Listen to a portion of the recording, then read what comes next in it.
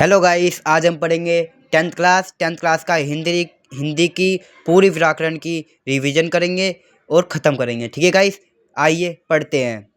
पहले पढ़ते हैं अभिव्यक्ति और माध्यम तथा रचनात्मक लेखन। ठीक है, पहला इकाई 1 जनसंचार माध्यम और लेखन।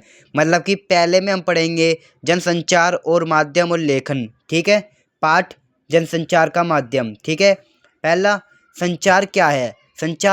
संचार एक चर धातु से बना है, जिसका मतलब होता है एक स्थान से दूसरे स्थान पहुंचना, या दो या दो से अधिक लोग अपने विचार या भावना जानकारी एक दूसरे से बांटते हैं तो वह संचार कहलाता है। ठीक है गाइस, अब पढ़ते हैं संचार क्यों ज़रूरी है। हमें कि संचार क्यों ज़रूरी है। संचार हमारे जीवन का हिस्सा होता है। हर जीवन किसी न किसी रूप में संचार करता है। आज मनुष्य के पास भाषा और सोचने की शक्ति है, इसलिए वह सबसे अच्छा संचार कर सकता है। और आज वैज्ञानिक और तकनीक के कारण अब दूरियों में भी कोई रुकावट नहीं है।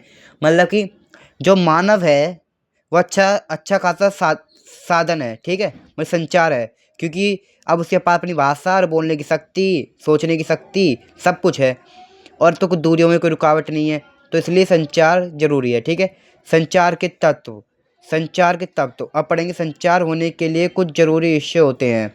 स्रोत, जो व्यक्ति बात शुरू करता है या संदेश भेजता है तो वह स्रोत है।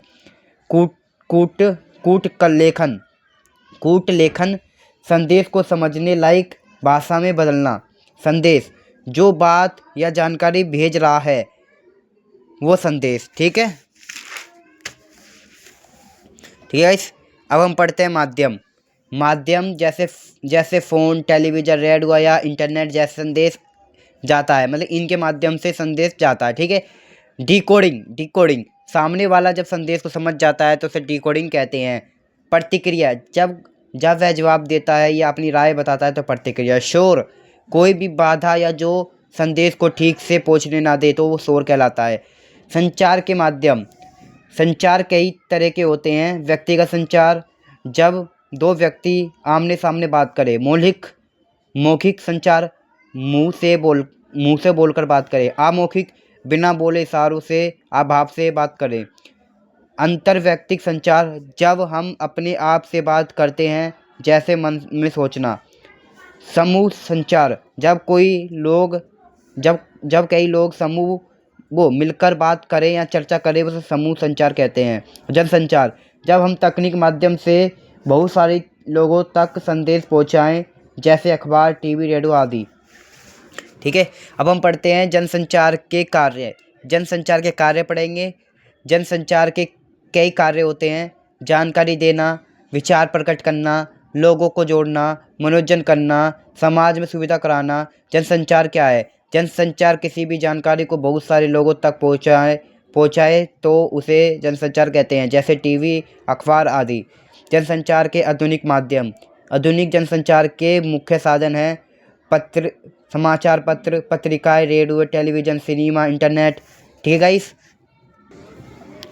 गाइस, हमने उसमें पढ़ लिए टेलीविज़न के प्रकार थे। ठीक है, अब हम पढ़ते हैं इकाई 2 सृजनात्मक लेखन। इसमें पढ़ेंगे पार्ट 9, जिसका वो है डायरी लेखन की कला। ठीक है, डायरी क्या है। डायरी हमारी ज़िंदगी को नोटबुक होती है। जैसे साल में 365 दिन होते हैं, वैसे ही डायरी हर दिन की तारीख होती है और हम उसमें अपनी छोटी छोटी बात, घटनाएं और अनुभव लिखते हैं। डायरी किसे कहते हैं। डायरी एक व्यक्तिगत दस्तावेज है, जिसमें हम अपने जीवन की घटनाएं या अनुभव, विचार और मुलाकातें लिखते हैं। डायरी लिखना क्यों ज़रूरी है। डायरी लिखना हमारी निजी ज़िंदगी का आईना है। हमारी खुशियाँ, दुख, सुख, विचार और अनुभव सब इसमें दर्ज होते हैं, और यह बताए किसी और से कहने की ज़रूरत नहीं होती, बस डायरी में कह दी जाती है। डायरी के फ़ायदे। डायरी लिखने से हमें बेहतर ढंग से समझ आता है। कभी कभी मन भारी होता है तो डायरी लिखने में मन हल्का हो जाता है। यह हमारे अनुभव से सीखने में भी मदद करता है। डायरी और आत्मक संवाद। डायरी हमें अपने अंदर झांकने का मौका देती है। इसमें जरिए हम अपने गलतियों को पहचान सकते हैं और उन्हें सुधार सकते हैं। डायरी लिखते समय ध्यान दें। साफ़ सुथरा लिखें, तारीख ज़रूर लिखें, पूरी पुरानी डायरी पढ़कर गलती देखें, यह आपकी सबसे अच्छी दोस्त होती है। कुछ प्रसिद्ध डायरी लेखन, ठीक है गाइस, पढ़ते हैं। Diary of a young girl, इनने सैनी फ्रैंक ने लिखी है, ठीक है। आप देख लीजिए गाइस कौन सी डायरी किसने लिखी है, आप देख लीजिए, ठीक है गाइस। क्योंकि मैं ये वीडियो ज़्यादा लंबी नहीं करना चाहता, परंतु ये वीडियो लंबी हो जाएगी क्योंकि हम इसमें पूरी चैप्टर कवर कर रहे हैं, ठीक है गाइस। आइए आगे पढ़ते हैं।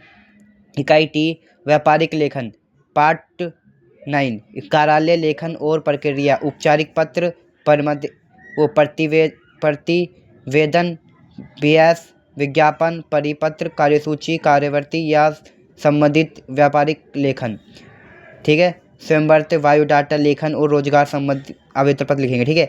कार्यालय पत्र क्या है? जो पत्र सरकारी या औपचारिक काम के लिए लिखा जाता है वो कार्यालय पत्र होता है। कार्यालय पत्र को कैसे लिखा जाता है? देखिए, कार्यालय पत्र को देख लीजिए।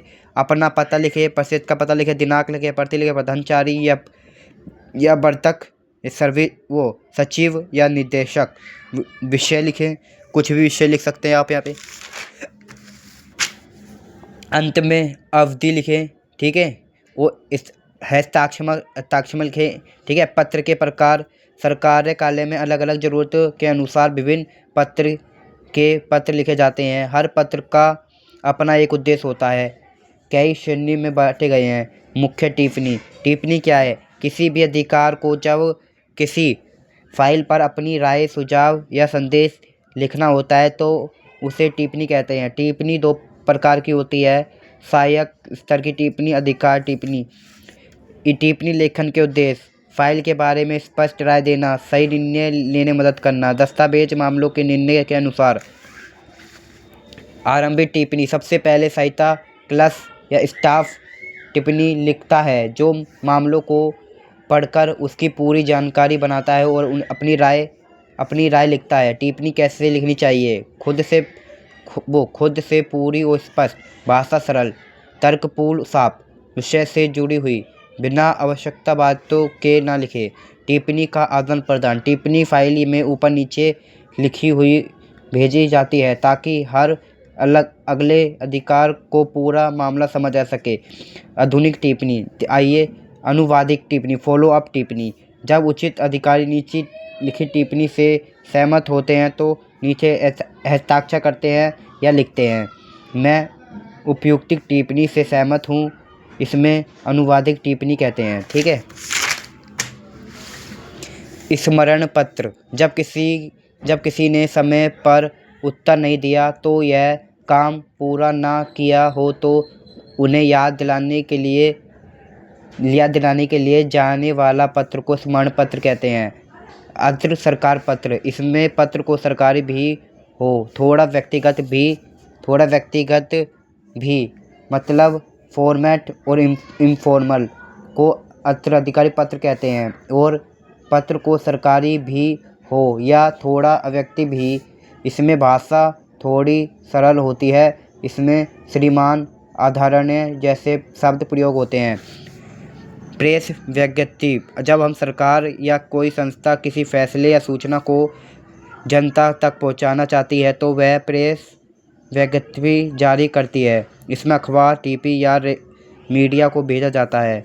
परिसूचना, सरकार या गैर सरकार संस्था जब कोई महत्वपूर्ण निर्णय लागू करती है तो उसे परिसूचना कहते हैं। कार्यसूची, किसी बैठक में किन मुकदमे पर चर्चा होगी, इन मुकदमों को क्रमबद्ध सूची को कार्यसूची कहते हैं। बैठक का संचालन सचिव करता है, सचिव भी मुकदमों को पढ़कर सुनाता है।